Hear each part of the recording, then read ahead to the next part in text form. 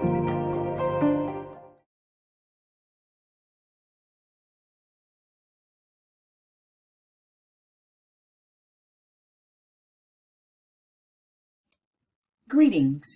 and welcome back to the No Channel.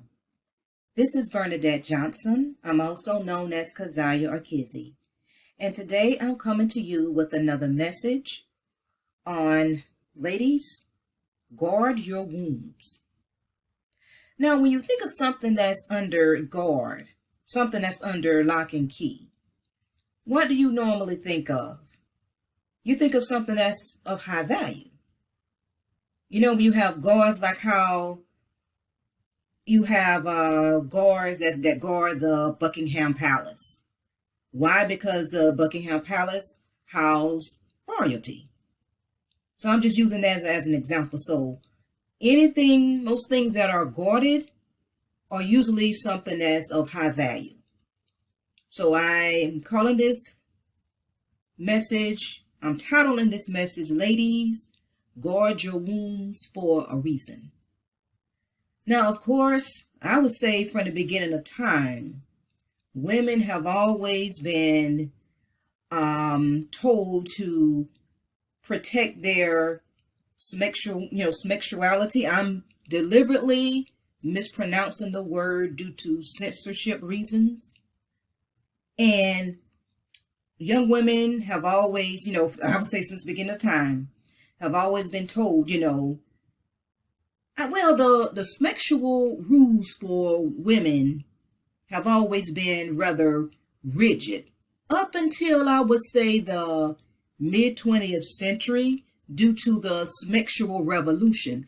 That's when you started seeing the sexual rules for women loosen up. I mean, of course, even now, it's still, taboo for women to engage in certain things that if young men engage in, society doesn't bat an eye at. But there's still, unwritten rules, where the rules for women are more rigid and it's less rigid for men. And I'm going to say there's a reason for that. Now, as I said, since forever, when women have been told to, guard their, it wouldn't, you wouldn't be say guard. I'm just titling it that for a reason, and I'll explain. But of course, women have been always told that, they just can't go sleeping around with every Tom, Dick, and Harry. I'll put it that way. Whereas guys, guys could do it, but it was just an unwritten rule to say women couldn't. And I know some would say, oh, well, that's just due to patriarchy. And I'm not going to disagree with that. Yes, that could be the reason why the sexual rules for women are more rigid than they are for men. But I will also say that that is not the only reason. Patriarchy is not the only reason the sexual rules are more rigid for women than they are for men. Now, if you think about it, as I said, of course, the sexual revolution, which took place, I would say around the 60s, maybe the 60s, 70s, around that time. And the sexual rules loosen up for women. So, before then, men were expected to marry good girls. Of course, they still messed around with the looser women, in the dark. But yet they brought the good girl home to meet the parents. But now you don't see that so much. Since the sexual revolution, you don't see that as much. But as I said, even post-sexual revolution, there's still unwritten sexual rules for women. And if they do certain things that if men do, society wouldn't bat an eye at, but it's frowned upon when women do it. Let me tell you, there's a reason for that. For one thing, the womb. The woman has a womb. And the womb is precious. It's sacred. Think about it. The womb is where life is generated.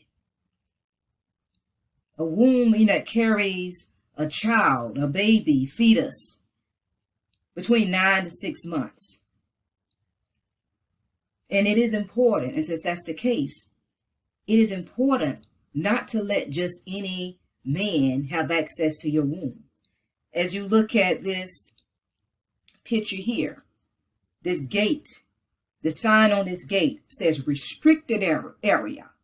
Do not enter. Authorized personnel only. And I chose this for a reason, this picture for a reason. This is how women should treat their wombs.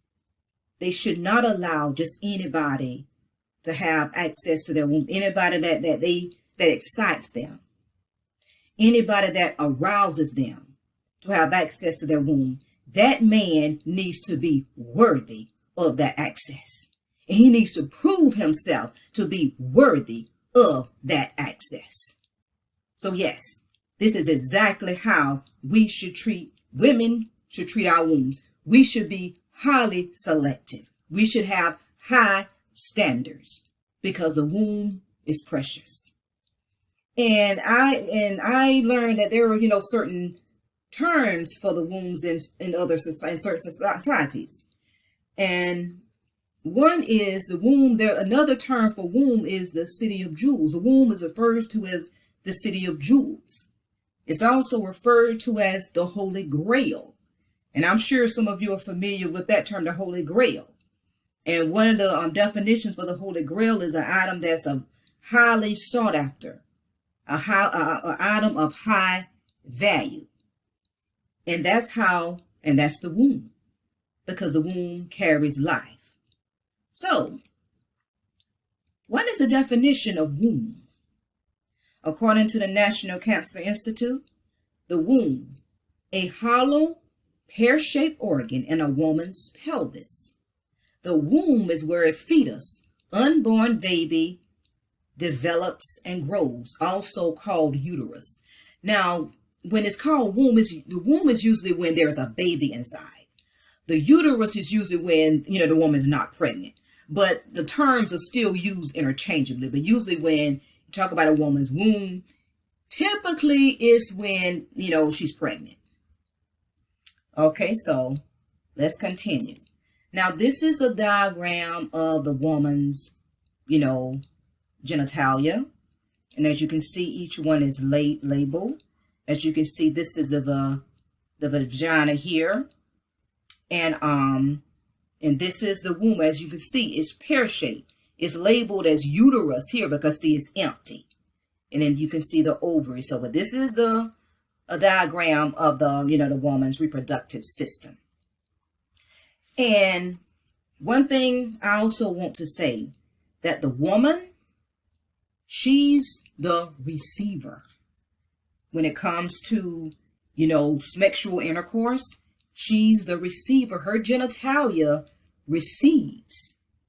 And she collects what's deposited into her. And a male sperm can stay inside of her for several days. Now, you had, articles saying that a male sperm, male DNA can stay inside the woman for forever, and the DNA attaches itself to her body. Now, I also read that there is, evidence saying that that's not true. They said that's been debunked. So I'm not going to, because I was believing that, but then I read that they said that's not true. So I'm not going to make that claim in this video. But as you can see, the woman is a receiver, and the vagina is the gateway. And as I said, she's a receiver. So the male deposit goes into her. So she does, even though it's not proven that she retains the DNA forever, she's still the receiver, and it remains in her body for up to several days.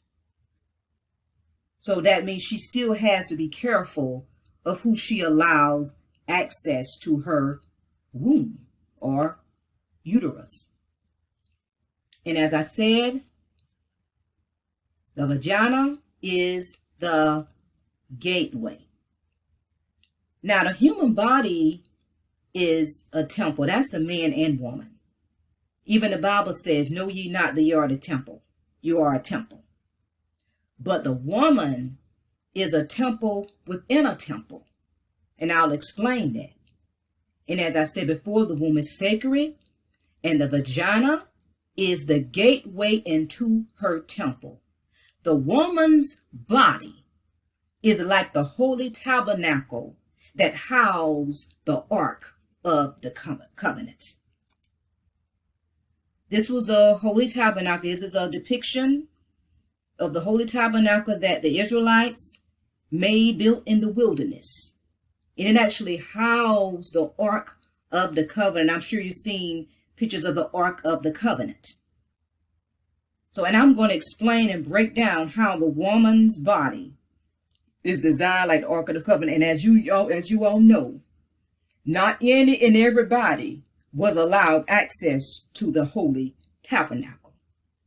So let's go to some scriptures that talks about the holy tabernacle. Now, this is in Exodus chapter 23, verses 33 through 35, and this is the modern English version. I chose this one. I think this was the best wording.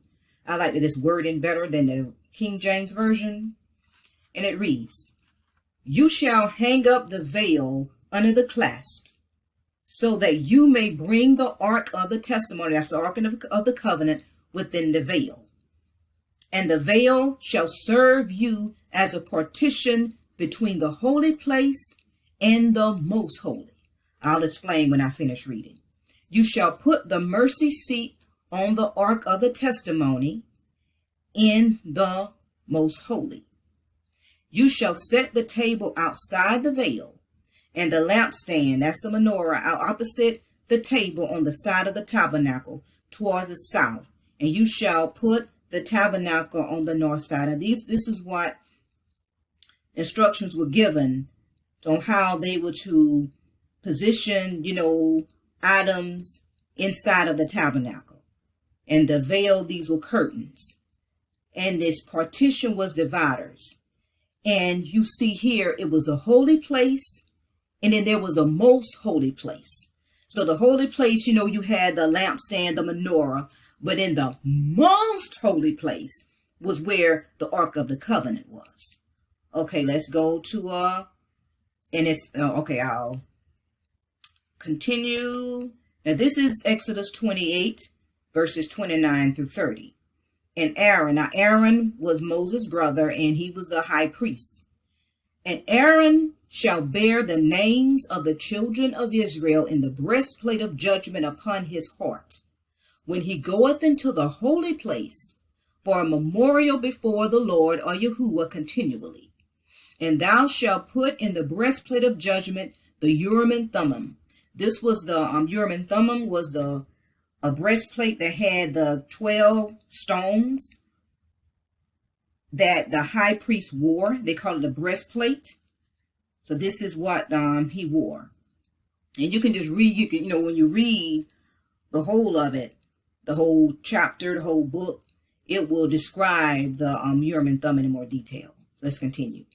"And they shall be upon Aaron's heart, and he shall go before the Lord or Yahuwah, and Aaron shall bear the judgment of the children of Israel upon his heart before the Lord or Yahuwah continually." So only, the high priest was allowed, access to the holy place.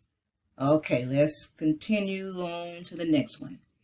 "And they shall be upon Aaron and upon his sons when they come into the tabernacle of the congregation, or when they come near unto the altar to minister in the holy place, and they bear not iniquity and die, and it shall be a statute forever unto him and his seed forever." So to come into this holy place, only the priests, the Levite priests, were allowed access to the holy place. And only the high priest could go into the most holy place. So as you see, only a select few could go into those holy places.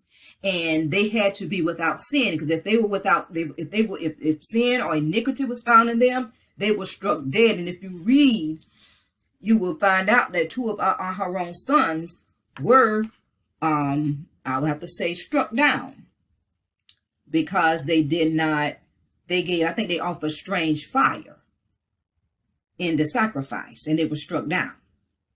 So they had to be very specific. They had to wear special clothing and everything before, when they came into, the holy place, into the holy tabernacle. So let's continue. Now this next slide, this is just a layout of the holy place. Now let me explain this.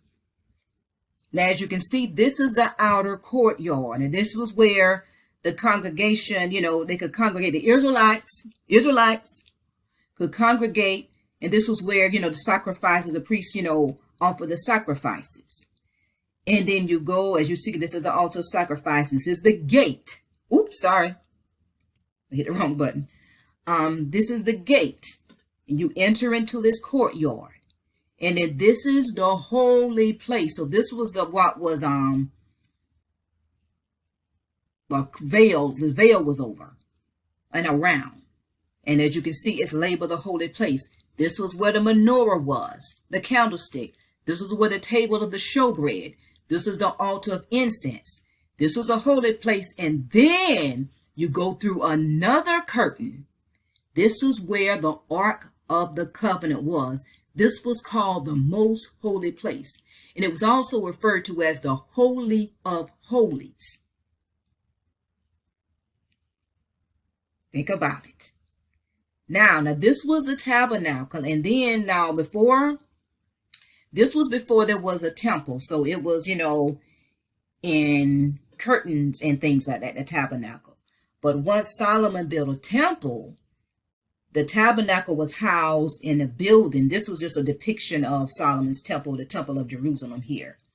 And as you can see, this was the court. This is where the Gentiles could be. This was a court, the women and things like that. This was where the Israelites were, the priests. But it's the design of the tabernacle was still the same. As you can see, the holy place, and then where the candlestick and showbread, and then further inside was the holy. This was just labeled the Holy of Holies. But the temple was much more elaborate. But as I said, remember I said that the woman's body, let me go back to the tabernacle. The woman's body is designed like the holy tabernacle, the gate. And then you have the womb, the holy place. So now as you can see why, the woman's body is sacred, and why she shouldn't allow just any, man access to it. Think about how it's designed. It's designed like the holy tabernacle, and that's for a reason. And this is why, and also too, as I said before, the woman carries life in her womb. Now I know the baby is not breathing, but it's life to a certain degree. And then this is why the sexual rules, and even in certain societies, outside of this one, like maybe like in the Middle East, and even in Africa, the rules, the sexual laws and rules for the women are far more rigid than over here. The moral codes for women was more strict. And of course, it's still, that's due to patriarchy, but since the sexual revolution, since feminism came about, that freed up the women. And like I said, I don't disagree with that. But however, there's also another reason. It's due to the sacredness of the woman's body. Because you think about, okay, look at what I have here on the screen. Think about the function of the womb. All of the baby's needs are provided for in the womb. The womb is the baby's world. The womb is a microcosmic world and universe. Why? Because the baby can live in the womb and the baby can survive in the womb. Everything the baby needs is in the womb. So you can see the womb is its own universe. And the womb is a special zone. And it carries a special energy. Why? Because it carries a life. And you have to realize the important role that the woman plays in reproduction. And the tragic thing, due to the relaxation of the morals, too many women have allowed their sacred temples to be desecrated through promiscuity and fornication, and allowing the wrong men to have access to their wombs. And some of these men that they allow access to their wombs, these men are not spiritually whole. And these men are siphoning your sacred feminine energy when you allow them to pour their toxicity into you. And you think about it and you wonder why so many women are spiritually and emotionally out of sync. A lot of times they're allowing the wrong men to have access to them. Because, let me go to the next slide.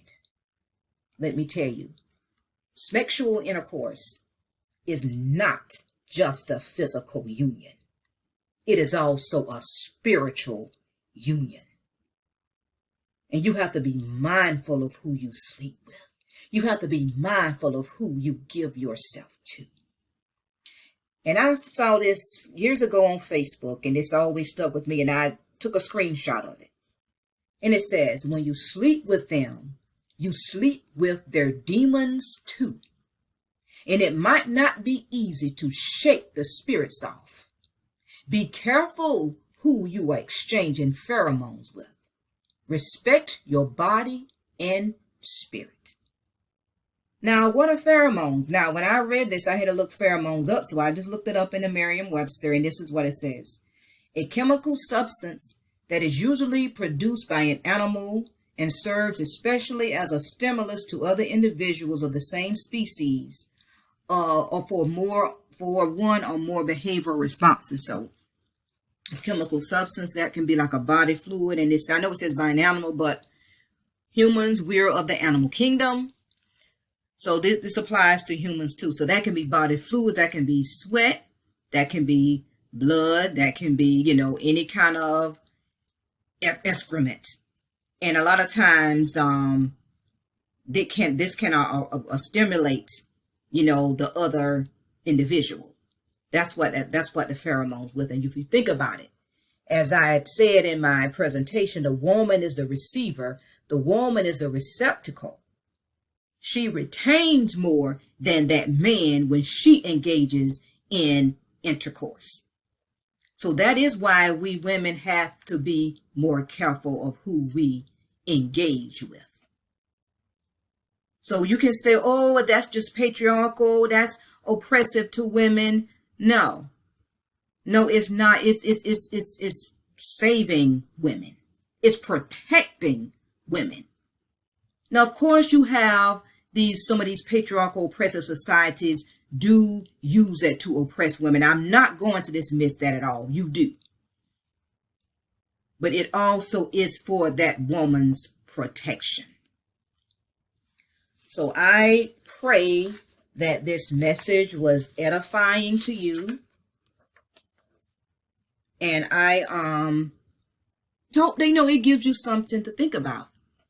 To be careful of who you give yourself, away to. Me personally, I'm one that should be for marriage. If you're in a deeply committed relationship, which is marriage. Now I know some, they don't believe that way. But even if you don't believe, like, it just should be for marriage, at least be in a committed relationship. At least do that much. But one night stands, that, and just sleeping with somebody after the first date, no. Get to know that person, get to bond with that person. And it takes a while to know somebody. So I pray that this message was a blessing. And I pray that you all be blessed. And until the next lesson, the next video, stay blessed.